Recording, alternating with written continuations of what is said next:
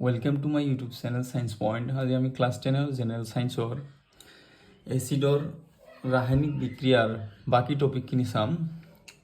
তো আমি অলৰেডি চাইছিলোঁ যে এসিডে ধাতুৰ লগত কেনেদৰে বিক্ৰিয়া কৰে, এসিডে ধাতক কাৰ্বনেটৰ লগত কেনেদৰে বিক্ৰিয়া কৰে। তাৰপিছত কাইলৈ এটি চাইছোঁ যে এসিড আৰু ক্ষাৰকে কেনেদৰে বিক্ৰিয়া কৰে, অৰ্থাৎ প্ৰশমন বিক্ৰিয়াৰ বিষয়ে চাইছোঁ। ঠিক আছে, আজি আমি চাম এসিডৰ সৈতে ধাতৱীয় অক্সাইডৰ বিক্ৰিয়া।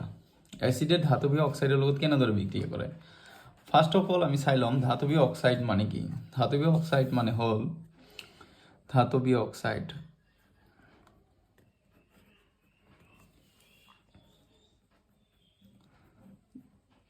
ধাতৱীয় অক্সাইড মানে কি সেই বস্তুটো চাম আমি। ঠিক আছে, ধাতৱীয় অক্সাইড মানে হ'ল ধাতুৰ লগত যদি অক্সাইড লগ লাগে। ফৰ এক্সাম্পল সোডিয়াম এটা ধাতু, তাৰ লগত অক্সিজেন লগ লাগিল, তো সোডিয়ামৰ যোজ্যতা হৈছে 2, ইয়াত দি দিলোঁ, এইটো হ'ল ধাতৱীয় অক্সাইড। সিমিলাৰলি মেগনেছিয়াম এটা ধাতু, তাৰ লগত অক্সিজেন লগ লাগিল, তো মেগনেছিয়ামৰ যোজ্যতা 2, ইয়াৰ তলত, অক্সিজেনৰ 2, ইয়াৰ তলত, 2 দি কেঞ্চেল, তো এইটো ধাতৱীয় অক্সাইড। এলুমিনিয়াম এটা ধাতু, এলুমিনিয়ামৰ লগত অক্সাইড লগ লাগিল, এইটো এটা ধাতৱীয় অক্সাইড। এলুমিনিয়ামৰ যোজ্যতা হৈছে 3, অক্সিজেন হৈছে 2, গতিকে এলুমিনিয়াম অক্সাইড। কপাৰ অক্সাইড, তো এইটো এটা ধাতৱীয় অক্সাইড। ঠিক আছে, এই ধাতৱীয় অক্সাইডে এচিডৰ লগত কেনেদৰে বিক্ৰিয়া কৰে। তো আমি যদি কি লওঁ, ধাতৱীয় অক্সাইড লওঁ, ধাতৱ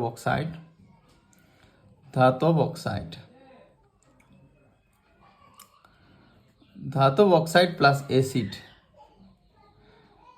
এচিডৰ লগত ধাতৱ অক্সাইড দিওঁ, তেতিয়াহ'লে কি উৎপন্ন হ'ব, লৱণ আৰু পানী উৎপন্ন হ'ব। এই ৰিয়েকশ্যনটো লৈ যদি আমি লক্ষ্য কৰোঁ, লৱণ আৰু পানী উৎপন্ন হ'ব। ধাতৱ অক্সাইডৰ লগত যদি এচিড দি চাওঁ, তেতিয়াহ'লে কি উৎপন্ন হ'ব, আমাৰ লৱণ প্লাছ পানী। তো এই দুটা প্ৰডাক্ট ফৰ্মেশ্যন হ'ব, লৱণ প্লাছ পানী। ঠিক আছে, তো এক্সাম্পলৰ সহায়ত চাওঁ। ধাতৱ অক্সাইড ল'লোঁ, ফৰ এক্সাম্পল সোডিয়াম অক্সাইড ল'লোঁ, এচিড ল'লোঁ, হাইড্ৰক্লৰিক এচিড, ৰিয়েকশ্যন কৰাই দিলোঁ।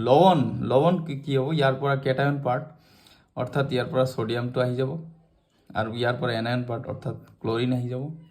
তো এই দুটা লগ হৈ কি উৎপন্ন হ'ব, লৱণ উৎপন্ন হ'ব, প্লাছ পানী, হাইড্ৰজেন আৰু অক্সিজেন লগ লাগি কি হ'ব, পানী উৎপন্ন হ'ব। বাকী কাম হ'ল বেলেঞ্চ কৰি দিয়া। তো সোডিয়াম আছে 2টা, এইফালে 2 দিব লাগিব, দিয়াৰ লগে লগে ক্লৰিনো 2টা হ'ল। তো ইয়াত ক্লৰিন 2টা হোৱাৰ লগে এইফালে 2 দিব লাগে, ইয়াত ক্লৰিন 2টা হৈ গ'ল। হাইড্ৰজেন হৈ গ'ল 2টা, এইফালে অলৰেডি আছে, অক্সিজেন এটা আছে।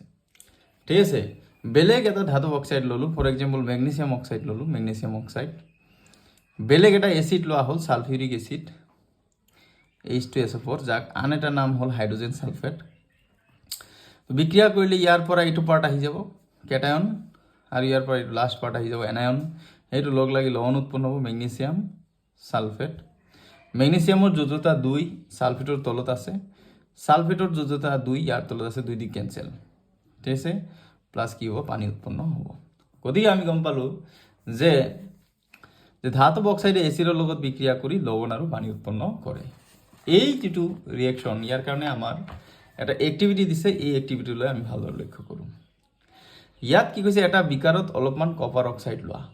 তো আমি কপাৰ অক্সাইড ল'লোঁ, তো বিক্ৰিয়াটো লাহে লাহে আমি লিখি যাম যে এটা বিকাৰত কি ল'লোঁ, কপাৰ অক্সাইড ল'লোঁ।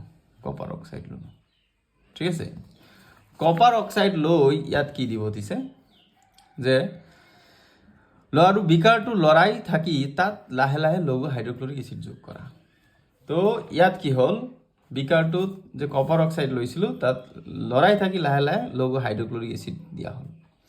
এতিয়া প্ৰশ্ন হ'ল ফাৰ্ষ্ট, যে বিকাৰটো লৰাই থাকিবলৈ কিয় কোৱা হ'ল। কাৰণ এচিড আছে, কি আছে, এইটো ধাতৱ অক্সাইড আছে, আৰু এচিড দিলে এইটো এটা তাপৱৰ্তী বিক্ৰিয়া, যথেষ্ট তাপ উৎপন্ন হ'ব পাৰে। সেইকাৰণে বিকাৰটো লাহে লাহে লৰাই তাত আমাৰ এচিড দিয়া হ'ল। দিলে এইটো ধাতৱ অক্সাইড প্লাছ এচিড কি উৎপন্ন কৰিব, লৱণ আৰু পানী। তো ইয়াৰ পৰা লৱণ, কপাৰ আৰু ক্লৰিন লগ লাগিব, কপাৰ ক্লৰাইড হ'ব, কপাৰৰ যোজ্যতা 2, আৰু কি উৎপন্ন হ'ব, পানী উৎপন্ন হ'ব। ঠিক আছে, এইখিনি আমি পালোঁ। এতিয়া ইয়াত কি কুৱেশ্যন সুধিছে, দ্ৰৱটোৰ ৰংটো মন কৰা আৰু কপাৰ অক্সাইডৰ কি ঘটিছে। দুটা কুৱেশ্যন কৈছে, দ্ৰৱটোৰ ৰং মন কৰা। তো ইয়াৰ পৰা যে দ্ৰৱ উৎপন্ন হ'ল, অৰ্থাৎ কপাৰ ক্লৰাইড উৎপন্ন হ'ল, ইয়াৰ কালাৰটো চাব দিছে, আৰু আমাক সুধিছে যে কপাৰ অক্সাইডৰ কি ঘটিছে। ঠিক আছে, তো দ্ৰৱটোৰ ৰং আমি কেনেকুৱা দেখা পাম, নীলা সেউজীয়া বৰণ দেখা পাম। ঠিক আছে, আৰু কপাৰ অক্সাইডৰ কি ঘটিছে ইয়াত যদি চোৱা ভালদৰে কপাৰ অক্সাইড এইটো হয় ইয়াৰ পৰা এইফাললৈ যদি লক্ষ্য কৰা যায় ঠিক আছে ইয়াত কি আছে কপাৰ অক্সাইডৰ লগত অক্সিজেন আছে এইফালে অক্সিজেন আছে জানো নাই অক্সিজেন হেৰাইছে অক্সিজেন হেৰুৱা মানে কি বিজাৰণ ঘটিছে কপাৰ অক্সাইডৰ বিজাৰণ ঘটিছে আৰু এই হাইড্ৰক্লোৰিক এচিডৰ কি হৈছে অক্সিজেন গ্ৰহণ কৰিছে এটি ইয়াত জাৰণ ঘটিছে ঠিক আছে গতিকে এটা তাপবৰ্জী বিক্ৰিয়া লগতে জাৰণ বিজাৰণ বা ৰেডক্স বিক্ৰিয়া বুলিও এইটো ক'ব পাৰি ঠিক আছে ওকে তো ইয়াৰ পৰা এইখিনি কুৱেশ্যন গম পালো যে কপাৰ অক্সাইডৰ বৰণটো নীলা সেউজীয়া হৈ যায় আৰু কপাৰৰ কি হয় বিজাৰণ ঘটে লগতে এইটো এটা জাৰণ বিজাৰণ বা ৰেডক্স বিক্ৰিয়া বুলিও আমি ক'ব পাৰি লগতে এইটোক আমি ডাবল ডিসপ্লেসমেন্ট ডি অপহৰণ বুলিও ক'ব পাৰি কাৰণ কি ইয়াত যদি চাও কপাৰৰ ঠাইত কি আহি গৈছে কপাৰৰ ঠাইত এইটো ক্লোৰিন আহি গৈছে ইয়াত যদি চোৱা হয় সৰি ইয়াত কি আছে অক্সিজেনৰ ঠাইত ক্লোৰিন আহি গৈছে কপাৰ ক্লোৰাইড হৈছে এই ক্লোৰিনটো কাৰ ঠাইত আহি গৈছে অক্সিজেনৰ ঠাইত যদি চোৱা কপাৰটো ঠিকঠাকেই আছে এই অক্সিজেনৰ ঠাইত এইটো ক্লোৰিন আহি গৈছে আৰু অক্সিজেনটো কাৰ ঠাইত গৈছে ক্লোৰিনৰ ঠাইত গৈছে মানে বিক্ৰিয়ক পদাৰ্থ দুটাৰ মাজত আয়নৰ বিনিময় ঘটিছে ঠিক আছে গতিকে এইটো এটা জাৰণ বিজাৰ কি ডাবল ডিসপ্লেসমেন্ট ৰিঅ্যাকশন বুলিও আমি ক'ব পাৰি ঠিক আছে এতিয়া নেক্সট আমি টপিকটো চাম লাষ্ট যেটো এসিডৰ আমাৰ হেৰি আছিল এসিডৰ ৰাসায়নিক বিক্ৰিয়াৰ লগত ৰিলেটেড আছিল সেই বস্তুটো চাম এইটো আমি চাম অধাতৱীয় অক্সাইডে ক্ষাৰকৰ সৈতে কিদৰে বিক্ৰিয়া কৰে অধাতৱীয় অক্সাইডে এই বস্তুটো চাম তাৰ লগতে আমি এটা বস্তু চাম যে এই যে ধাতব অক্সাইড বিলাক যে পাইছো sodium oxide magnesium oxide aluminium oxide copper oxide এই ধাতব অক্সাইডৰ প্ৰকৃতি হৈছে ক্ষাৰকীয় পৰীক্ষাত এমসিকিউ আহে তলৰ কোনটো ক্ষাৰকীয় অক্সাইড ধাতব অক্সাইড বিলাক কি হয় ক্ষাৰকীয় কিন্তু তাৰে অ্যালুমিনিয়াম অক্সাইড আৰু এটা ধাতব অক্সাইড আছে জিংক অক্সাইড এই দুটা হৈছে তোমাৰ কি উভধৰ্মীয় অক্সাইড চ্যাপ্টাৰ 3 পাবা অ্যালুমিনিয়াম অক্সাইড আৰু জিংক অক্সাইড হৈছে উভধৰ্মীয় অক্সাইড বাকি ধাতব অক্সাইড বিলাক কি হয় ক্ষাৰকীয় তো ইয়াত পাবা যে ধাতব অক্সাইডবোৰ ক্ষাৰকীয় অধাতৱীয় অক্সাইডৰ সৈতে ক্ষাৰকৰ বিক্ৰিয়া যে অধাতৱীয় অক্সাইড যদি ক্ষাৰকৰ লগত বিক্ৰিয়া কৰা হয় এটা অধাতৱীয় অক্সাইড যদি আমি লও ক্ষাৰকৰ লগত বিক্ৰিয়া কৰে ফৰ এক্সাম্পল কাৰ্বন ডাই অক্সাইড এটা অধাতৱীয় অক্সাইড কাৰণ কাৰ্বন এটা অধাতু ইয়াৰ লগত ক্ষাৰক যদি লও ক্যালসিয়াম হাইড্ৰক্সাইড এটা ক্ষাৰক ললো তো ইয়াত বিক্ৰিয়া কৰিলে অধাতৱীয় অক্সাইড অধাতৱ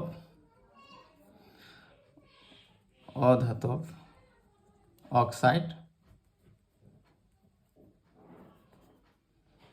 প্লাস ক্ষাৰক অধাতৱীয় অক্সাইডৰ লগত যদি ক্ষাৰক দিয়া হয় সেম প্ৰোডাক্ট ফৰ্মেশন হ'ব লবণ আৰু পানী তো লবণ কেনেকৈ হ'ব ইয়াৰ ক্যালসিয়াম পাৰ্ট আহিব আৰু ক্যালসিয়াম আৰু ইয়াত কাৰ্বনেট ক্যালসিয়াম কাৰ্বনেট ইয়াত CO2 আছে আৰু ইয়াৰ পৰা O ইয়াত এটা লগ লাগিব এটো হ'ব লবণ আৰু এটো এটা পানী উৎপন্ন হ'ব লবণ আৰু পানী উৎপন্ন হ'ব ঠিক আছে অধাতৱীয় অক্সাইডো যদি ক্ষাৰকৰ লগত বিক্ৰিয়া কৰে লবণ আৰু পানী উৎপন্ন কৰে আৰু অধাতৱীয় অক্সাইড যিবিলাক পালো যে কাৰ্বন ডাই অক্সাইড কোৱা সালফাৰ ডাই অক্সাইড কোৱা এইবিলাক কি অধাতৱীয় অক্সাইড এই অধাতৱীয় অক্সাইড হৈছে আম্লিক প্ৰকৃতিৰ ধাতৱীয় অক্সাইড বিলাক হৈছে ক্ষাৰকীয় অধাতৱীয় অক্সাইড হৈছে আম্লিক পৰীক্ষাত কোৱেশ্যন আহিব তলৰ কোনটো আম্লিক অক্সাইড তলৰ কোনটো ক্ষাৰকীয় অক্সাইড তো অধাতু থাকিলে আমি কম আম্লিক অক্সাইড আৰু ধাতু থাকিলে ক্ষাৰকীয় অক্সাইড তো আজি আমি এসিডৰ ৰাসায়নিক বিক্ৰিয়াসমূহ কমপ্লিট কৰিলো তো নেক্সট ক্লাছৰ পৰা আমি চাম সকলো এসিডৰ ক্ষাৰকৰ সাৰ্বজনীন গুণ তো এই চ্যানেলটোতে আমি কি কৰিম ক্লাস 10ৰ ম্যাথছৰো আমি ক্লাস দিম তো যদি লাগে তোমালোকে কমেন্ট বক্সত কমেন্ট কৰিবা আৰু যিকোনো বস্তু যদি কিবা নোৱাৰা আছে শেয়াৰ কৰিবা তেতিয়ালে মই যত্ন কৰিম মই চেষ্টা কৰিম শিকাই দিবৰ কাৰণে ধন্যবাদ